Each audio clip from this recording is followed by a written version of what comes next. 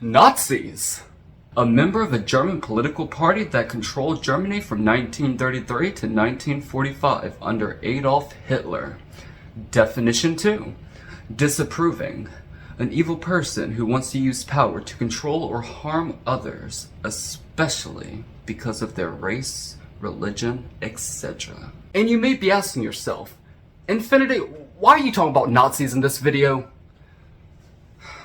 Turns out, Zach Black is apparently a fucking Nazi. In full disclaimer, his name is Zach Black, but I call him Zach Black, so just keep that in mind. But regardless, we're gonna have to talk about how much of a fucking Nazi he is. How could you do this, Zach? You broke my fucking heart. You promised me you'd never do this shit. Oh my god. Alright, but all jokes aside, let's go ahead and get right into it. DMT Infinity. He's gonna fucking train your brain. Shout out to DMT Infinity. This is a collaboration with DMT Infinity. Welcome, DMT! Welcome, DMT Infinity! DMT Infinity. DMT Infinity. DMT Infinity. DMT Infinity. DMT Infinity. DMT Infinity! Yes! Dude! Shout out to DMT Infinity. DMT Infinity. DMT Infinity. DMT Infinity. DMT Infinity, you crazy motherfucker. This is our local astronaut. DMT Infinity is our local astronaut. You know, right now, NASA has a couple guys in space, and who cares what they're doing because DMT Infinity is the real astronaut. This boy is steady blasting off, if you know what I'm saying.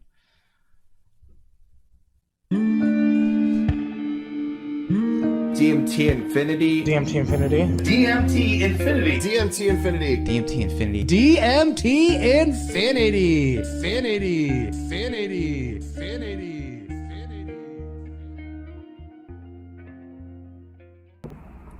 So a couple weeks ago, somebody brought to my attention that there's a comedian on Joe Rogan's show, and he's talking about his acid trip, and that his story parallels my experience with 30 hits of acid. Basically, that he ripped me off, right? So I went over there to check it out, and well, it's pretty clear the guy, definitely embellished his story using key elements of mine, like the hippie, the eyedropper, the duration of the trip, and some other things. But it's just my opinion. At the end of this, I'm going to play both clips back to back, not back to back, but side by side, kind of. Oh, his story is absolutely kind of sketchy, alright, but we'll get to that later. So you can kind of compare and, see for yourself, see what you think. I mean, it is possible that the guy's story is legit. It's just highly unlikely. I mean, yeah, it is possible that his story is legit, but again, we'll get to that in a little bit. It is possible. But it just seems more likely. Now, if you guys know stand-up comedians, like any of them, Dave Chappelle, Eddie Murphy, go ahead, pick one, right? The ones that get up there and usually tell stories, right? Not like they're Carrot Top guys, but the ones that... I've got to say though, I find Carrot Top to be pretty fucking funny. I've only seen a few of his comedy bits, but I never really expected to get a genuine laugh out of a dude who uses props for comedy. But I've got to give it to him. He's mastered that. Shout out to Carrot Top. And don't get me wrong, Carrot Top can be a little tacky sometimes, but I respect him. Storytellers like Eddie Murphy and shit like that. There's no way all these experiences could have happened to one guy. I mean, they don't have the material. They wouldn't have the material if they had to be 100% honest, if they didn't embellish, if they didn't take from other people, and then make little twists so that it's not quite the same, but it's, the same. And that's pretty much what I think this guy did. And that's what comedians do. I mean, they have to get material somehow, and, they'd have to live 10 lifetimes in order to get enough material to stand up there and do an hour worth of comedy. And, I'm not really upset about this, but, I should be flattered, right? Some people are like, oh man, why do you think you even saw that? It's like, well, he made out of it, right? But 30 hits of acid is the almost 10 million views, almost 10 million views. It's like... Speaking of which, I will actually leave a link to the official 30 Hits of Acid video. Let's go ahead and get that bitch to 10 million views. The most popular trip report, or well-known trip report on the internet. To think that this guy hasn't seen it. No, it's certainly possible that he didn't see it, but it's also possible that he did. And in fact, more people than not that I've brought up Zach to, even if they don't recognize the name, as soon as I show them that video, they're like, oh yeah, him. It's a pretty recognizable fucking video. Especially going on Joe Rogan, especially going to be talking about his acid experience. Of course he did, you know, and I think it's more likely that the guy had an experience. You know, he's probably maybe done acid before. It's a loud fucking truck. That is a loud fucking truck. But you know, it just wasn't funny enough of a story. So hey, let's take from somebody else's story. Everybody knows this one. I'm just gonna twist it around a little bit, add a guy. You know, it's just how you embellish things, right? Better watch out, Zach. Might be Gomez coming to steal some more of your material. I'm sure his friend exists. I'm sure there's a guy named, whatever that guy's name was he mentioned, his buddy. I'm sure some of the elements are truthful, but all the key elements, the hippie, the eyedropper, you know, the duration of the trip. Well, the dude was at one of those carnivals, right? So, I mean, there may have been a hippie there.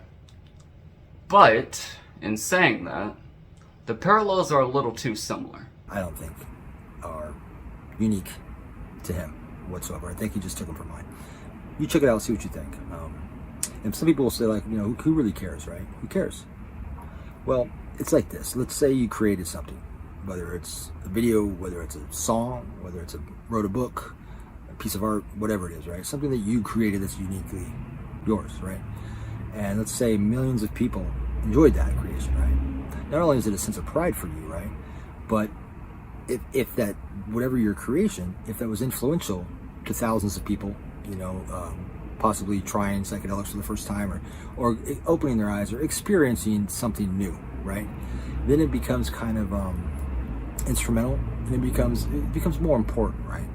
Now, if somebody comes along and says, hey, I had that same experience, or hey, you know, but that's nothing special or nothing new. I had something just like that. So you're very similar. Now, if it's true, that's cool, right? But if it's not, then what they're doing is they're just basically, well, one, they're riding your coattails, but two, then they're just diluting your experience altogether, and the significance of that experience gets diluted and watered down if you have, you know, other real Slim Shadys standing behind you saying the same shit, right? Some people will say, hey, that was the 90s, man. It was like, you know, that shit happened all the time, and even happened to me. Somebody wrote that comment in my video, or when I remarked about the comedian guy, Luis Gomez Jr. And I was like, really? Like, okay, the 90s were a weird time, but not that fucking weird. And I've never seen hippies standing on corners dosing people with acid and eyedroppers. Yeah, no, and that is completely fair. I mean, I used to know this one dude. He's either dead in prison or he left the fucking country at this point. Either way, I used to know this one dude, and he had a lot of psychedelics, and he would just give them to me for free. So it's certainly not an unheard of thing at all. But this guy wanted to make it sound like it's so frequent of an occurrence it even happened to him. You know what I'm saying? And it's like, come on, guys. It's like, you know, I'm not presuming that I'm the only person who took too much acid on accident. No, not at all. I'm sure that's similar things that happen all the time. But from a hippie, from an eyedropper, you know, I've never heard anything like 30 hits of acid before I made the video. I never saw any blogs. I never saw any videos. Nothing like that. Yeah, and that's completely fair. But also, let us know down in the comment section below if you've had an experience like that. But I'm going to have to agree with Zach here. I mean, who the fuck is the last person that happened to? I mean, there's over 7 billion people on the face of this planet, so it's certainly happened to some people. But seriously? Really? How fucking common is that? I think once I heard something like an old wives' tale, like about somebody being at a Grateful Dead concert and spilling some on their hand or in a pocket or something like that, right? But I've never heard anything about like 30 hits of acid story. In my experience, I've never heard anything like that before 2009. I haven't heard anything like that since 2009. You know, now I'm starting to hear people with all these stories that for some reason didn't bother to even say anything about these stories until after my video came out. So that's another thing. And you know, that is actually a good point. Especially with the amount of people who make psychedelic related videos. If that was such a common occurrence, you would think that people would be making videos like that. I mean, what a fucking title. I took 40 hits of LSD, you know? Like, come the fuck on, man.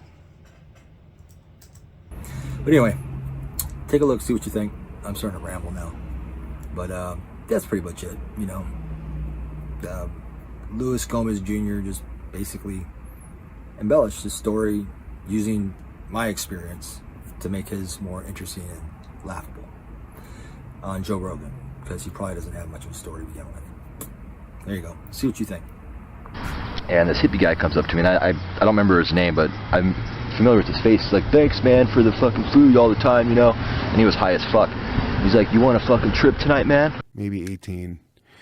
Me and my buddy Dan Doherty, we got a medicine dropper, this fucking hippie kid, this fucking real big known hippie in my... I was off the next day or two, so I was like, sure, man. He's like, open your mouth. And stupidly I did, and he had an eyedropper, and he squirted a bunch of fucking acid in my mouth. Like, I could feel it.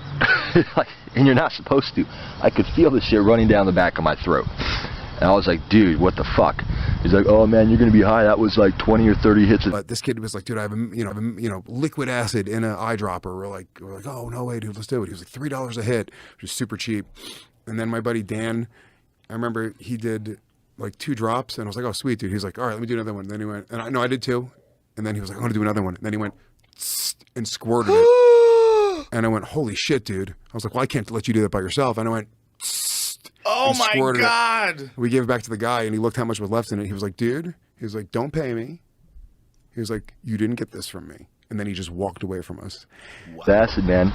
I got on the fucking bus, and it kicked in. You know, usually it takes like an hour to kick in and shit. No, this kicked in like 20 minutes. So I'm kind of fucked. And you know how... And then within 10 minutes, dude, within 10, you know how acid takes like 45 minutes to come on? Mm-hmm. 10 minutes, I'm talking about on another planet, dude. Another fucking planet, just... Like, and I was high for like 2 days. It kind of sucked. I started to get worried after a while because I was like, am I ever gonna not be high? And I tripped for 2 full days, 48 hours straight. Didn't... Shit kind of breeze, you know, the colors are brighter, you know, you see tracers and shit. Not on 20 or 30 hits you don't. You lose your fucking mind, man. Like I almost went blind. I was hallucinating so hard. I was seeing just shit like melt before my eyes. I couldn't read. My whole frame of vision was like constantly like shifting like that. I was like, what the fuck? And I missed my bus stop because I was high as fuck. I got off at the wrong bus stop, and I was only like maybe a mile away from my house, right? But I was so high I couldn't even fucking walk straight, man. I ended up sitting next to the canal, talking to myself until the sun came up. And I peaked for like 5 or 6 hours, man. Not like 1 or 2 hours, like with a couple hits. I peaked like at least 5 or 6 hours. I lost all concept of reality and time. Within 5 minutes of that, I lose Dan. Dan's running down the street like a lunatic. When you say another planet, like, what are you experiencing? Just extreme, like, I don't even remember most of the trip, but I remember I saw a friend and they got in their car, and the lights from the car, it was like I was on a spaceship, dude. It was just like the music, and I mean, it was just like the hardest I've ever tripped by far. And it's everything, like the visuals, the sounds, the feeling, but such an intense trip, like scary. It started becoming really scary, started going down the road where, you know, everything is everything. Like that was my conclusion, was like that life is death and death is life, and, you know, sound is the same thing as a fucking table. Right. Just being a fucking lunatic. And I remember like starting to think, it kept on coming into my head to kill myself because I wanted, that's an experience that I can only experience once. It was like just really scary fucking thoughts. Huh? Y'all noticed that too, right? Let me know if you noticed that. It was quite spiritual, and I wasn't really scared though because I knew it was just a drug. So I was more worried that I couldn't find my way home, and it took me like 8 hours to like, which should have taken me like 20 minutes, but I made it. Zach sounds so proud of that. He's just like, I made it. And I was high for like 2 days. It kind of sucked. I started to get worried after a while because I was like, am I ever gonna not be high again? And so yeah, that was my experience. I don't recommend taking that much LSD. It's probably unhealthy. I don't think I've been right ever since. I got like a tick now. So really for like 3 days I tripped. And when you were tripping, what did the world look like? There was just like the world. I mean, it's a great question. It's a really great question. I'm trying to remember what my perspective was on how the world looked. I remember being at a Dunkin' Donuts and just sitting there at the table and just fucking thinking about numbers a lot and just fucking numbers. Yeah, and everything was just fucking brighter. It wasn't.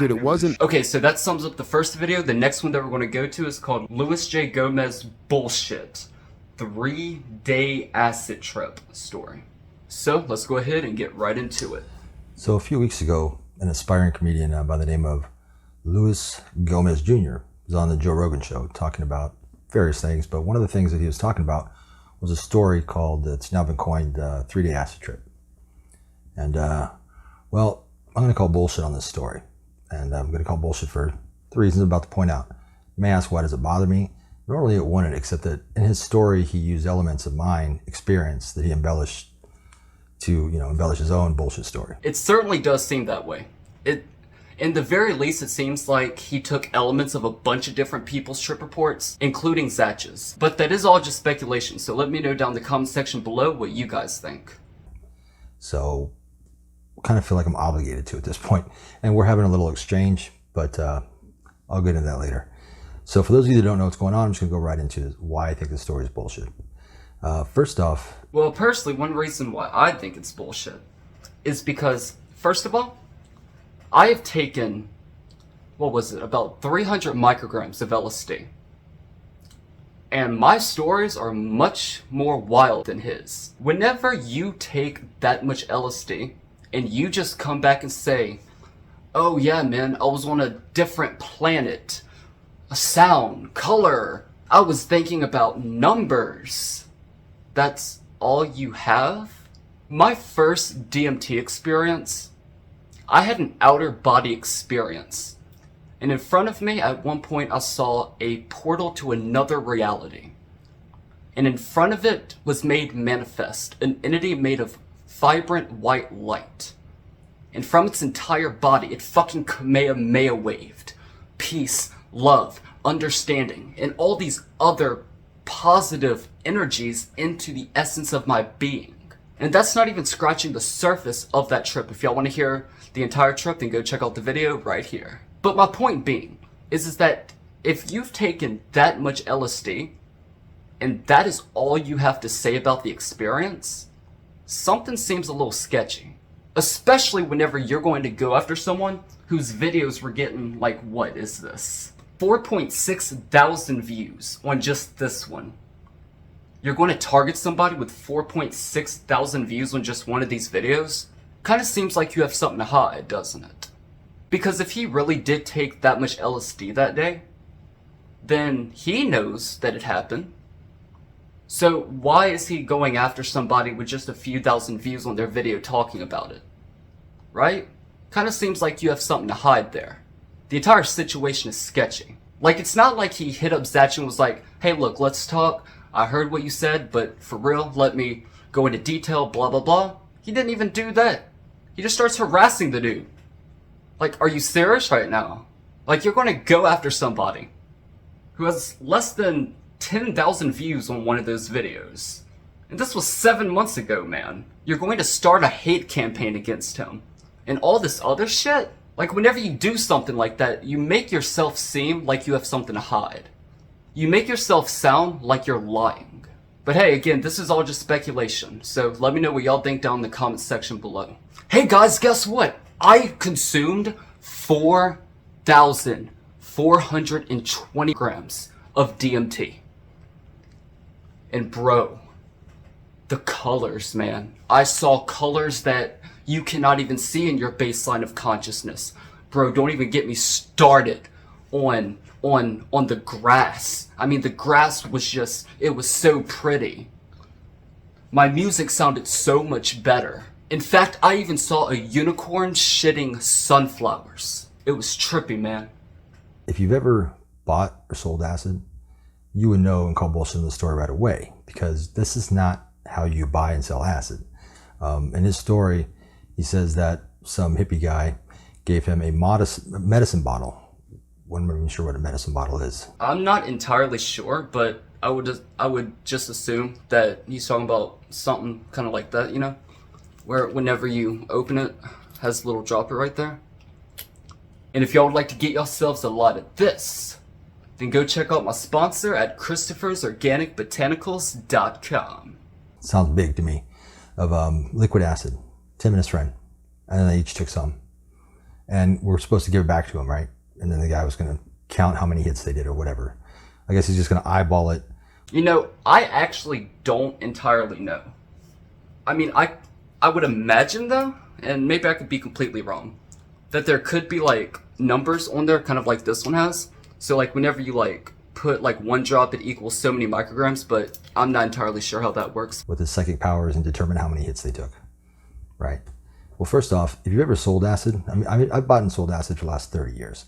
Never once have I seen anybody buy and sell acid like this. I used to know people who sold LSD, and they always did it on blotter papers. Like, I never even really seen any of them do like sugar cubes or anything. It was just always blotter paper. You don't bring an entire vial, medicine bottle of acid to a show or whatever it is to sell. It's stupid for various reasons. First off, if you got caught with a medicine bottle full of acid, medicine bottle, however big that is, right? Is that a cough syrup bottle? What is a medicine bottle? Whatever. It doesn't matter because it's a bullshit story. Anyway, you don't want to get caught with that. Two, I mean, that's the number one reason why I would think of. Also, you could lose it. You could spill it. You could drop it. You know, we're talking something of upwards of $500 worth of acid, right? Are you just going to hand a giant vial of acid over to two guys and be like... So, of course, I mean, I would imagine that there's got to be some people who do that, right? But really, how common is that? Like, that is a genuine question. Let me know down in the comment section below if y'all know or have ever known somebody who sells LSD in bottles like this, you know? Go ahead, you take some and your friend takes some. I'll go ahead and you can take some again. And then give it back to me and I'm going to eyeball it and determine how much you owe me. That's not how you sell drugs.